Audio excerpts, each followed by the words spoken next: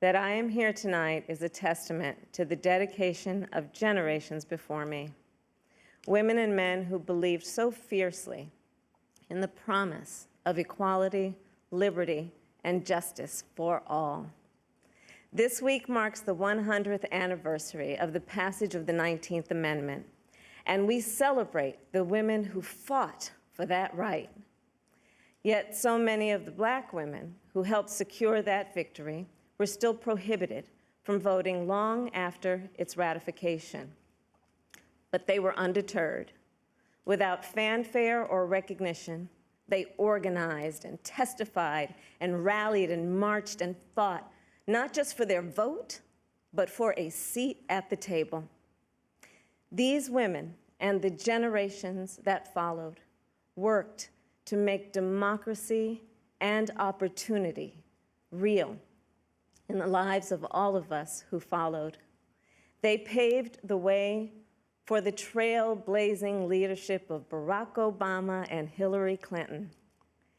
And these women inspired us to pick up the torch and fight on. Women like Mary Church Terrell, Mary Cloyd Bethune, Fannie Lou Hamer, and Diane Nash, Constance Baker Motley, and the great Shirley Chisholm. We're not often taught their stories, but as Americans, we all stand on their shoulders. And there's another woman whose name isn't known, whose story isn't shared, another woman whose shoulders I stand on, and that's my mother, Kamala Harris. She came here from India at age 19 to pursue her dream of curing cancer.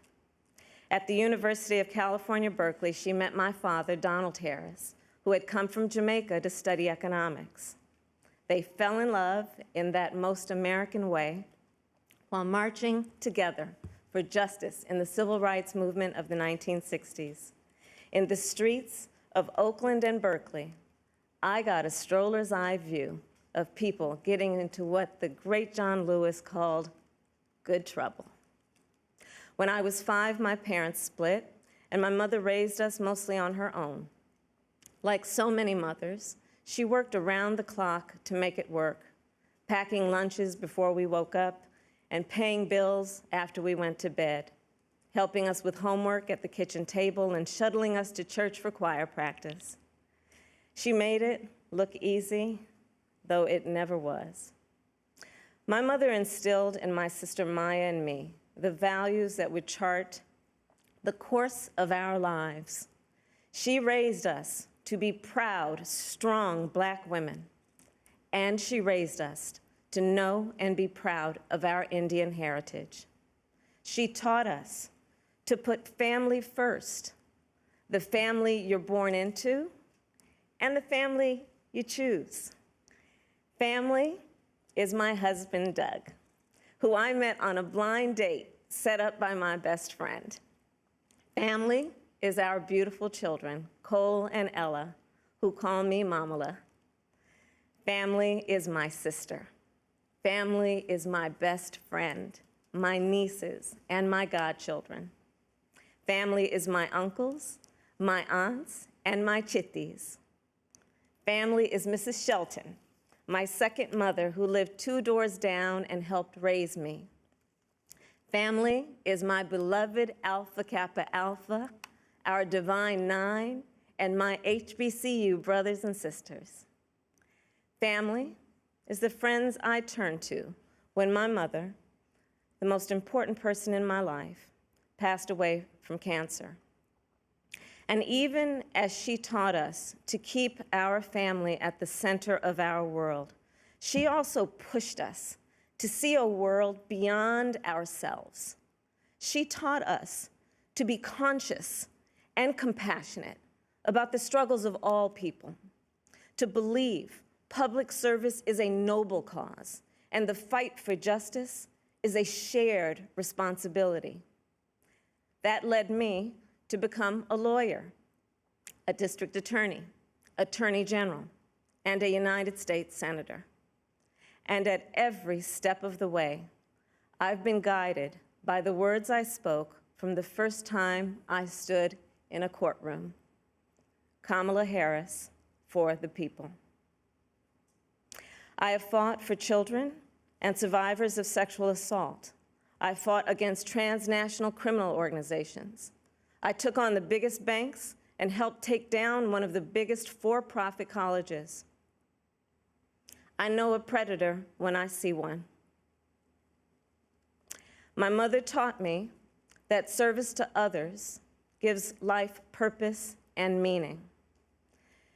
And oh, how I wish she were here tonight, but I know she's looking down on me from above. I keep thinking about that 25-year-old Indian woman, all of 5 feet tall, who gave birth to me at Kaiser Hospital in Oakland, California. On that day, she probably could have never imagined that I would be standing before you now and speaking these words. I accept your nomination for Vice President of the United States of America. I do so committed to the values she taught me, to the word that teaches me to walk by faith and not by sight, and to a vision passed on through generations of Americans, one that Joe Biden shares, a vision of our nation as a beloved community where all are welcome, no matter what we look like, no matter where we come from or who we love. A country where we may not agree on every detail, but we are united by the fundamental belief that every human being is of infinite worth, deserving of compassion, dignity, and respect.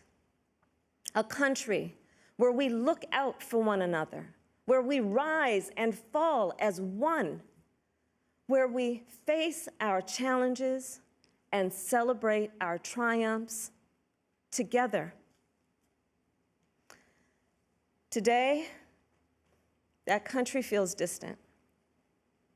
Donald Trump's failure of leadership has cost lives and livelihoods. If you're a parent struggling with your child's remote learning, or you're a teacher struggling on the other side of that screen, you know what we're doing right now is not working. And we are a nation that is grieving the loss of life, the loss of jobs, the loss of opportunities, the loss of normalcy, and yes, the loss of certainty.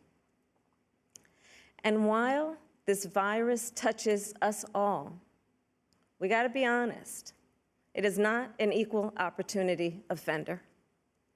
Black, Latino, and Indigenous people are suffering and dying disproportionately. And this is not a coincidence. It is the effect of structural racism, of inequities in education and technology, healthcare and housing, job security and transportation, the injustice in reproductive and maternal health care, in the excessive use of force by police, and in our broader criminal justice system. This virus, it has no eyes, and yet it knows exactly how we see each other and how we treat each other. And let's be clear, there is no vaccine for racism. We've got to do the work. For George Floyd, for Breonna Taylor, for the lives of too many others to name, for our children, and for all of us. We've got to do the work to fulfill that promise of equal justice under law. Because here's the thing, none of us are free until all of us are free. So we're at an inflection point. the constant chaos leaves us adrift. The incompetence makes us feel afraid. The callousness makes us feel alone. It's a lot. And here's the thing. We can do better and deserve so much more. We must elect a president who will bring something different, something better, and do the important work. A president who will bring all of us together, Black, white, Latino, Asian, Indigenous, to achieve the future we collectively want. We must elect Joe Biden. And I will tell you, I knew Joe as vice president. I knew Joe on the campaign trail. And I first got to know Joe as the father of my friend. So Joe's son, Beau, and I served as attorneys general of our states, Delaware and California. During the Great Recession, he and I spoke on the phone nearly every day, working together to win back billions of dollars for homeowners from the big banks that foreclosed on people's homes. And Beau and I, we would talk about his family, how as a single father, Joe would spend 4 hours every day riding the train back and forth from Wilmington to Washington. Beau and Hunter got to have breakfast every morning with their dad. They went to sleep every night with the sound of his voice reading bedtime stories.